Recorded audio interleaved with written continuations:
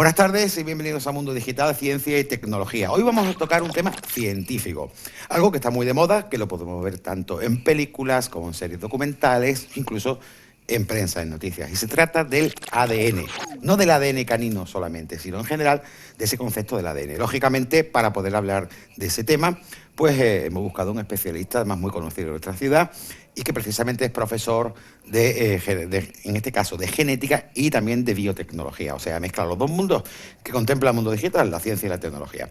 Ya es amigo nuestro hace tiempo, se trata de Enrique Viguera. ¿Qué tal, Enrique? ¿Cómo estás? Hola, Javier, encantado. Que además de profesor de genética y de biotecnología, eres divulgador y tú tienes incluso una web y haces ciertas actividades para divulgar todas estas cosas de la ciencia que oímos día a día pero que no nos enteramos de nada. Bueno, eso se trata. Llevamos un proyecto que se llama Encuentros con la Ciencia. Empezamos cuando varios de los profesores de la Universidad de Málaga nos incorporamos aquí a la universidad, hace cosas así como 14 años. Nada más. Y de hecho este año, final de año, realizaremos la edición número 15. Tenéis varias actividades, ¿no? Sí. Empezamos con conferencias, con exposiciones y luego con muchas actividades, sobre todo en colegios últimamente. Hay que difundir, ¿verdad? Hay que divulgar. Sí. Bueno, pues hoy te reto a que divulguemos algo tan simple y complicado a la vez, como es el ADN. Son muchas las noticias que hay ahora con respecto al ADN, Enrique, tú lo sabes, el tema del ADN canino, que con eso pues se va a poder identificar a los perros, tanto si te lo roban como si se hace caca, cualquier cosa de estas, ¿no? Pero quizá lo que yo creo que debemos hablar es del ADN en su conjunto, porque los perros son importantes, las personas más. Sí. ¿Me puedes explicar realmente qué es el ADN? En el ADN pues reside toda la información genética que hace pues que tengamos pues el fenotipo, las características, el color del iris de los ojos de un color, de otro, incluso la predisposición a padecer enfermedades, ¿vale? Todo eso reside dentro de esta molécula. Si analizáramos esa información podríamos llegar a comprender o conocer la predisposición que puede tener una persona para padecer un determinado tipo de enfermedad o tener un fenotipo. O me dan una muestra biológica de un individuo y yo puedo saber de qué color tenía la piel, qué color tenía el iris de los ojos. Podemos llegar a obtener muchísima información. Hoy día, ¿a qué nivel estamos de uso del ADN en el mundo de la medicina, sobre todo? Es decir, hablo tanto de terapia como, por ejemplo, de identificación de posibles enfermedades heredadas. Sí, estamos en una fase muy prometedora, está como empezando un poco, pero queda muchísimo por saber. O sea, ya la parte tecnológica de secuenciación del ADN se ha abaratado muchísimo. Tanto que se le puede hacer a los perros por no mucho dinero. Sí, bueno, pero a otra escala. Yo estoy hablando de la secuenciación del ADN para identificar esos cambios, un cambio un pequeñito en la Eso es lo que te iba a preguntar. Esa diferencia entre lo que es, por ejemplo, hacer un genotipo de ADN pues para identificación, o lo que tú me estás hablando, que es mucho más allá. Claro. Tú dices que se ha abaratado precisamente también esa parte, ¿no? Sí, la parte de secuenciación, sí. Y en el futuro reemplazará o será una alternativa a la prueba del talón que se le hace a los niños recién nacidos, porque puedes tener muchísima más información. El precio, estamos hablando, pues que se ha abaratado, pues no sé, a lo mejor 10.000, 100.000 veces con respecto a hace 100 años. O sea, ya es posible secuenciar el genoma de un individuo. Para casi cualquiera, entre comillas, ¿no? Sí, del orden de 1.000 euros. ¿Y tú cómo ves que haciendo una prueba de ADN te digan, usted propenso a padecer o va a padecer seguro esta enfermedad? Es predisposición, eso es lo que te iba a decir. Predisposición, pero no implica que vaya a padecer esa enfermedad. Sí, pero ya te metes las cabras en el corral, como se suele decir, ¿no? O sea, que muchas veces casi, tú sabes que muchas veces mejor no sabes, ¿no? Yo siempre pongo el ejemplo del caso de cáncer de mama de Angelina Jolie, que es conocido por todos. Su abuela murió de cáncer de mama, su madre murió de cáncer de mama.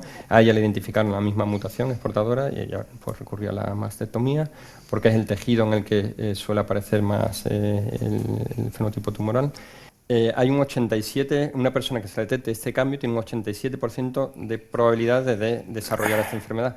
¿Pero qué pasó con ese 13%? Que teniendo esa predisposición nunca lo desarrolla. Eso es lo interesante desde el punto de vista biológico. El ver en qué otra cosa difiere, claro, ¿no? Sí, es decir, porque se supone que si tú encuentras algún gen que te identifica esa posibilidad de cáncer, si es un 87% y un 13% que no le pasa, es porque ese 13% debe tener otro tipo de gen que es el que estáis buscando. O sea, eso sería la forma de curar enfermedades, ¿no?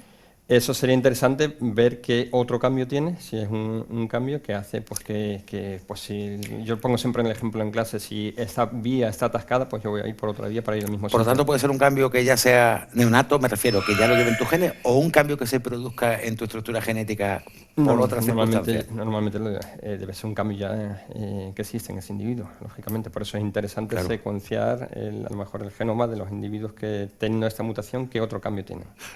Establecer, por ejemplo, un mapa del genoma de una persona, ¿cuántos pares de bases se utilizan? Es decir, ¿cuántos? Bueno, la secuenciación. Sí, la secuenciación, ¿cuánto? Por ejemplo, creo que en el ADN de identificación son 13 o 16, depende, ¿no? Sí, eso es diferente. Sí, el genoma pues, son del orden de 3.300 millones de bases. Lo que se suele secuenciar es la parte codificante, los genes, que es muchísimo menos, ponle que sea un 5% de. Ya son también, de todas formas, ¿no? De ese DNA, sí. Pero bueno, cada vez se van descubriendo mucho más determinadas regiones que están a kilómetros poniendo el símil con una carretera. Algo que ocurra aquí en Málaga pues está producido por algún problema que está produciéndose en Marbella. En la escala de genoma es algo por el estilo. Y se está empezando a ver esas relaciones entre regiones que están muy alejadas del genoma, cómo influyen pues, a lo mejor en la expresión o no de un determinado gen. O sea, que nos queda muchísimo que descubrir el tema del mapa genético y sobre todo es muy interesante lo que has dicho, es decir, que se puede ver qué propensión tienes a una enfermedad y en los que no les da se puede ver qué es lo que los ha hecho diferentes. De hecho, ha habido y eso sería una clave, que es lo que yo decía al principio. Ha habido una publicación muy reciente, de hace un año, en el que habían identificado una serie de individuos que tenían determinada enfermedad, que tienen un 100% de probabilidad de desarrollar esta enfermedad, porque tenían tal mutación y no la desarrollan. Claro, yo te iba a preguntar, y era la pregunta que te hice antes más o menos, era si hay una diferencia en dos personas con, vamos a llamar la misma probabilidad, pero una pertenece al grupo que le da la enfermedad y el otro que no. Yo te preguntaba si eso ya era una predisposición genética que venía o puede ser por efecto de una mutación. Sí, también. Claro, la clave también es descubrir cuál es lo que provoca esa mutación, porque podríais aplicarlo al otro 87%, ¿no? Sí. O sea, hay mutaciones germinales que las tienen todas las células del cuerpo del para bueno y individuo, para malo. Para bueno y para malo, y mutaciones que se producen durante el desarrollo del individuo, ya sea durante el proceso de replicación de su propia DNA, de sus propias células, o porque pues, fuma, por ejemplo, muchísimo, y bueno, pues desarrolla un cáncer de pulmón. ¿O no? Porque no, pero yo tengo amigos que le ha dado sin fumar y otro que la fumar correlación en los genes, es ¿no? muy alta. En los genes. Bueno, ¿Qué te iba a decir? Y el azar. Sí, también. Otro campo interesante, el tema del árbol genealógico. Ahora se ha puesto muy de moda.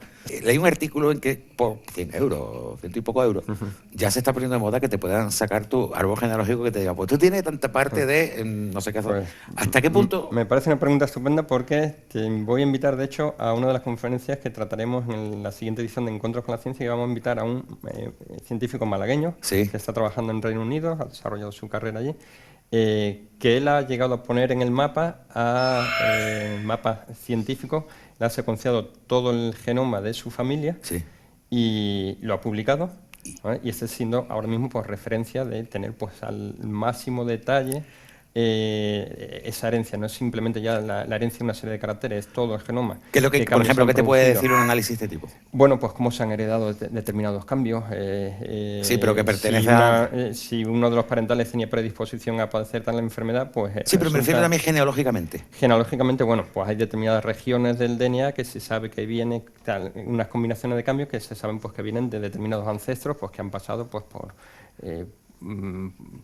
la historia demográfica de las poblaciones humanas. Han ido dejando una serie de mutaciones y los individuos que surgen de una determinada población van a llevar pues esa matrícula, por así decirlo.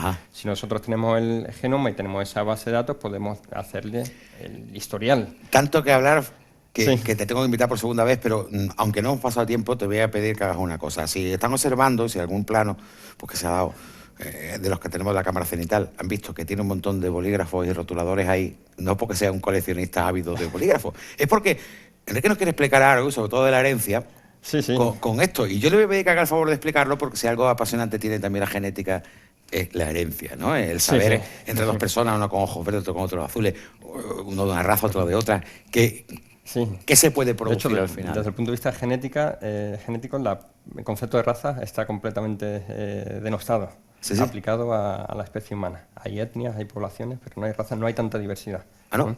No. Yo tengo un caso que te conté antes de un amigo mío que es negro, está casada con una holandesa muy blanca. Han tenido 2 niñas a la vez, gemelas. Una blanca y una negra, pero 100% y 100%. Si la genética hace también sus cosas curiosas, ¿no? Sí, Porque esas probabilidades son muy Nosotros difíciles, en ¿no? las clases de genética humana lo pasamos muy bien, muy divertido. ¿Y qué vamos a ver? Esto en realidad son secuencias de ADN. Este es uno de los parentales, ¿vale? Tiene pues 2 copias que son idénticas, ¿vale? Tenemos duplicado la información genética. Este pues tiene, el otro caso que nos comentaba, tiene el mismo gen en la misma posición, tiene pues 2 copias que son diferentes. Ahora van a tener descendencia. Ahora papá y mamá hablamos, ¿no? Papá y mamá, pues los hijos. ¿Difiere si es papá y mamá uno o el otro? Sí, ¿no? Sí. Hay más carga genética por un lado que por otro. Bueno, depende si va ligado a una enfermedad, va ligado a herencia ligado al sexo, etcétera, etcétera. Toda la descendencia va a tener este carácter de la madre. Y ahora la otra mitad de la descendencia pues va a tener esta combinación, ¿vale? Entonces, los hijos van a tener una combinación de los genes o de determinados DNA, tanto de la madre como del padre. ¿Y el caso de que salgan 2 como la madre? Que salgan ¿Puede salir 2 rojos, 2 por como ejemplo? la madre, en este caso no podría salir, 2 como la madre. Necesitaríamos otro parental, pues que... Como otro parental, padre-madre, ¿y ese quién es? Ya me hace dudar. Eso no tiene nombre, no podría salir, ¿vale? En caso de que si queremos poner 2 rojos, pues tendríamos... O sea, lo difícil es que realmente salgan los 2, siempre se van a mezclar, con lo cual siempre va a ser una combinación. Sí. Correcto. Entonces, de cara a la hablar, por ejemplo, de color de pelos? No, porque es que hay caracteres que son muy... ¿Cuáles son los que sí, cuáles son los que no? Porque si tu madre es rubia y tu padre es moreno y tú sales rubio, sería solo una parte de... Sí, depende ya del modo de herencia de cada gen. Nosotros ahí estamos viendo el fenotipo, lo que se expresan, y entonces hay muchísimo. Pensé que alguno de los espectadores que nos oiga dice, vamos, si tú tienes los ojos verdes y yo los tengo azules, niño, ¿por qué los tiene negros? De hecho, y la liamos. De hecho, aquí ya hay problemas. A veces ese carácter puede permanecer oculto en esta generación y aparecer en la siguiente. Porque se puede saltar precisamente generaciones. Sí, depende de la relación que haya entre estos genes. Lo que es muy interesante, sobre todo en la parte de identificación en base a una serie que se llaman marcadores moleculares, que es pues para pruebas de genética forense, de criminalística, en identificación pues de estudios de parentales, etcétera, etcétera. Entonces es muy interesante pues que se han identificado una serie de secuencias que no son genes, que en los genes no suele haber tanta variabilidad, son unas secuencias que se llaman microsatélites, que varía mucho el tamaño, y entonces nosotros podemos hacer un seguimiento rápidamente, ¿vale? Y podemos pues decir, pues mira, esta combinación, pues este individuo pues viene de aquí y de aquí, y este individuo también puede venir de aquí y de aquí. Correcto. ¿Qué es lo que pasa? Que si analizamos la población, hay muchas probabilidades de que esta combinación esté presente pues en 1 de cada 100 individuos. Claro. Es necesario que ahora que estudiemos pues otros marcadores asociados a este, ¿vale? Y otros marcadores pues asociados. Y claro, vas ampliando muchísimo, vas viendo las diferencias que puede haber en esos que teóricamente son parecidos. Solamente serían parecidos. Claro. Y al final voy a tener una serie de combinaciones de caracteres que tengo que hacer aquí un análisis estadístico y decir, ok, esta combinación la tendrían 1 de cada 50.000 millones de individuos, que es mucho mayor que la población estimada. Entonces yo estoy casi seguro, o con una elevada 99,99% de que de esta combinación es específica o viene pues, puede identificar rápido. O viene de este individuo. Enrique, duplicaría el tiempo que tenemos de programa, te lo prometo. Otro día. Pero sí, es que te voy a pedir que vengas otro día y que sigamos, porque es que, aparte que es un tema apasionante y que es un tema que nos afecta a todos y que el día de mañana, yo creo que no tendremos DNI. Eso pasará como los perros, ¿sabes? No van a hacer ADN, ¿sabes? Así que, Enrique Viguera, profesor de biotecnología y de genética de la Universidad de Málaga, divulgador en Encuentros con la Ciencia. Muchísimas gracias por volver con nosotros y que te estamos esperando para allá. O sea que, ¿vale? Y seguimos avanzando en el mundo de la genética y podemos hablarle también ya de la tema forense y tema mitocondrial, como es esas cosas, que creo que es un tema que nos atrae a todos. Muchísimas gracias. Y ustedes ya saben que aparte de ver la entrevista aquí en televisión, pues también la pueden ver tanto en el canal de Málaga 24 Horas como en el canal de YouTube de Mundo Digital. Los esperamos y cualquier comentario o pregunta que tengan para la siguiente entrevista con Enrique Viguera, ahí tienen abierta la caja de comentarios.